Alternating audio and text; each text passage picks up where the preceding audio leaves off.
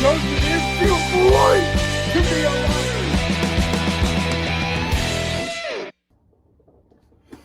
Hey, Chicago Cub baseball YouTube fans, hope all you guys are enjoying your Hump Day Eve and Tuesday as well, guys. I cannot believe it, but isn't it crazy that tonight the Chicago Cubs begin their final homestand of the 2025 regular season? I mean, it kind of feels like just yesterday it was opening day in the regular season. Sometimes it feels like yesterday it was the beginning of spring training. I mean, just time flies by so fast, which is like a good thing and a bad thing. But anyway, guys, I would like to welcome you back to the channel, but we are going to do this episode in two pieces. So we're going to announce the starting lineup right now in a little bit,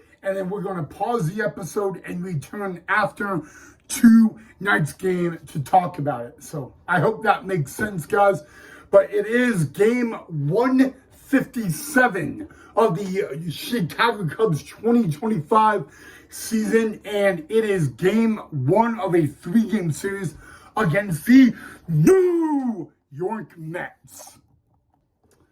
Okay, guys, well, what is really cool about tonight's game is the Chicago Cubs starting pitcher, Cade Horton. If you guys may not remember, earlier in the season, Cade Horton's MLB debut, it came at Citi Field this year against none other than the New York Mets. So Cade Horton will get the ball in game one, and here is the starting lineup. Leading off at second base, Nico Hoerner.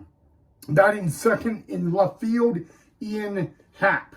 Batting third in right field, Seiya Suzuki. Batting fourth and catching, excuse me for burping, Cub Nation, catching Carson Kelly. Batting fifth at first base, Carlos Santana. Batting sixth at shortstop, Dansby Swanson. Batting seventh, the designated hitter, Justin Turner. Batting eighth at third base, Matt Shaw. And batting ninth in center field, he catches absolute anything and everything. He has wheels like no other, PCA, Pete Crow Armstrong. Again, guys, that is your Hump Day Eve Chicago Cubs Tuesday night starting lineup. And as I said, guys, we are doing tonight's episode in two pieces. So I will see all of you guys right back here right after the game to talk, recap, and discuss game one against the New York Mets. Hey, Chicago Cub baseball YouTube Nation, and hey, Chicago Cub baseball fans. I hope all you guys are having a wonderful Tuesday night and a Hump Day Eve and a Wednesday Eve as well, guys.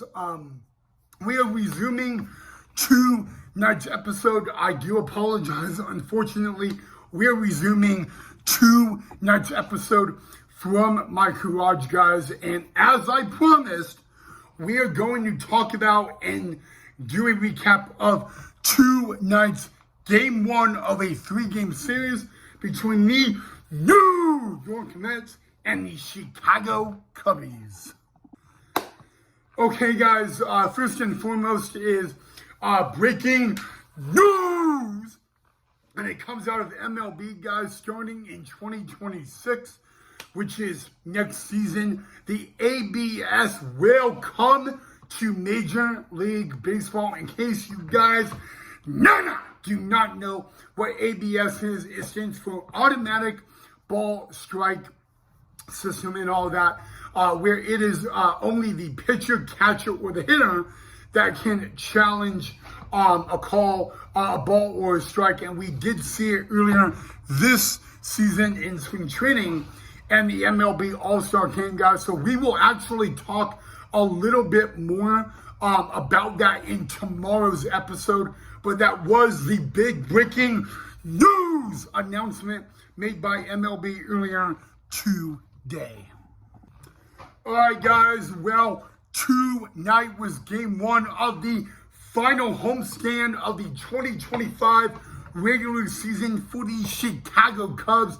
And before they end the season, their first stop of their final homestand was the New York Mets, guys. And the Cubbies gave the ball to Cade Horton tonight, who made his MLB debut earlier this year at Citi Field against the New York Mets, guys. And I'll be very honest with you guys, the first inning, the top of the first inning for the Mets was a good one. The Mets would send 5 men to the plate in the top of the first, but the leadoff hitter was Francisco Lindor, and he would hit a leadoff solo home run on the second pitch of the game, and the Mets already had a 1-0 lead. But that is when the Chicago Cubs came to bat in the bottom of the first. They would send 6 men to the plate, score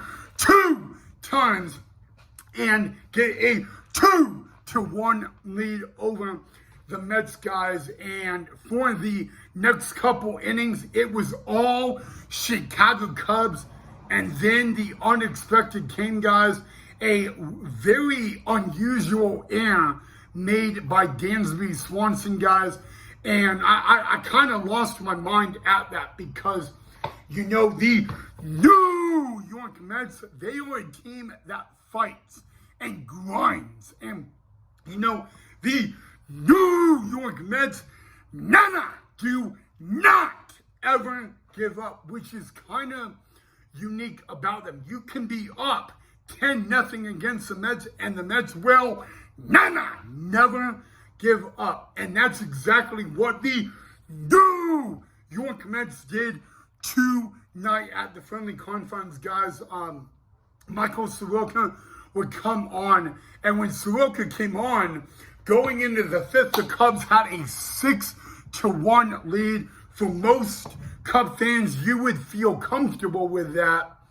But that is when Dansby Swanson made a very unique error. Dansby Swanson charged a ball when he actually had more time than expected. And I am not chewing Swanson out. I'm not mad at him. I'm not blaming him.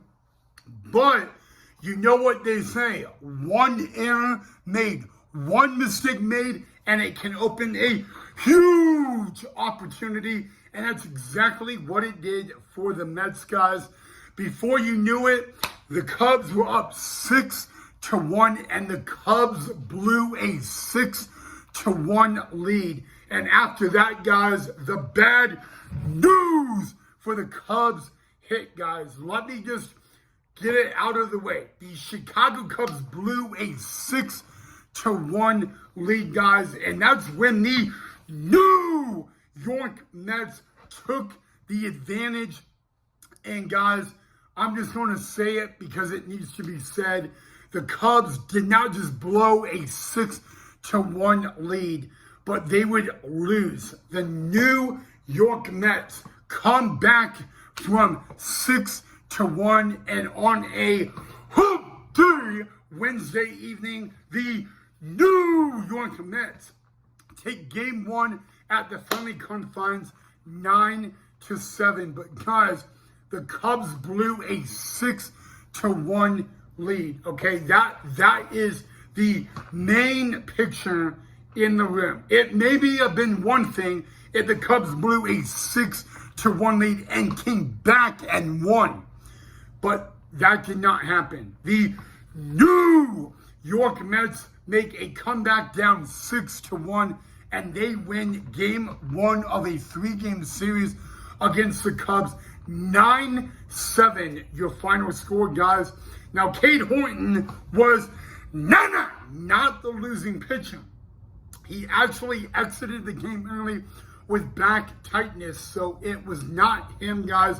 But I can't believe what I'm saying, guys. I cannot believe and hey, like I said earlier, that one mistake, it cost the Cubs the game. And I know, guys, it really stings a lot. So, you know what, guys? Really, there's not much we can say or do at the moment, guys. But I'm gonna leave it at that, guys. You know, Cubs, that can't you cannot blow a 6-1 lead and then lose the game. The good news for the Cubs, they're in the postseason. That's the good news. But the bad news is, you know, as of right now, the Cubs have home field advantage in the wild card in the best out of 3. But the bad news is now they are giving the Padres the opportunity to take that away. But hey, like I said, if you want to know the good news, doesn't matter what happens here on out, the Cubs will play postseason baseball. But, you know, that really should not be on their minds at the moment. You know, they blew a 6-1 lead and lost. And now these Chicago Cub faithful, man, you know what? I guess the good news, guys, we come back tomorrow and we have the opportunity to tie the series up at 1 game apiece. But, yeah, Mets come back. They were down 6-1, and they come back and they win game 1, 9-7. And like the great Yogi Berra said, it ain't over till it's over.